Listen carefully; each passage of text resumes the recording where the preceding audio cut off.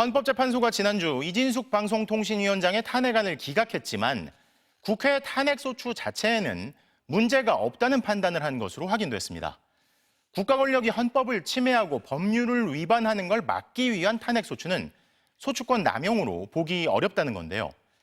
야권의 잇따른 탄핵소추가 비상계엄 선포 사유 중 하나라는 윤석열 대통령의 억지 주장이 더욱 힘을 잃게 됐습니다. 윤수환 기자입니다. 윤석열 정부 출범 이후 야당 주도로 국회 본회의를 통과한 탄핵안은 모두 13건. 잇따른 탄핵소추는 윤석열 대통령이 꼽은 비상계엄 선포 사유 중 하나입니다. 탄핵 남발로 국정을 마비시켜 온 것입니다.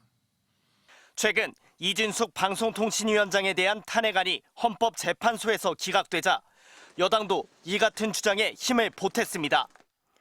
이재명 세력의 탄핵 남발, 입법 독재의 민낯이 드러났습니다. 하지만 헌재 판단은 단순히 이 위원장 탄핵을 4대4로 기각한 것에만 그치지 않았습니다. 재판관 8명 전원이 국회가 탄핵소추권을 남용한 건 아니라는 일치된 판단을 내놓은 겁니다.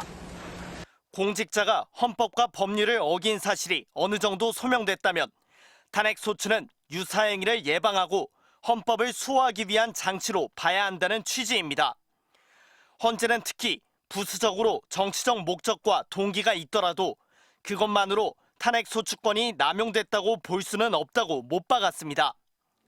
앞서 비위 의혹으로 탄핵 심판대에 올랐다 기각돼 업무에 복귀한 이정섭 검사 사건 때도 헌재는 탄핵소추권 남용이라는 검찰 반발을 받아들이지 않았습니다.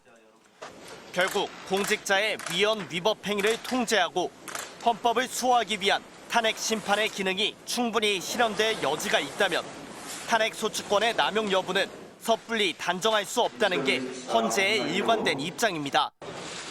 재판관 8명 전원이 동의한 이번 결정으로 야당의 잇따른 탄핵이 비상계엄의 주요 명분이라던 윤 대통령 측 주장은 더욱 힘을 잃게 됐습니다. MBC 뉴스 윤수환입니다.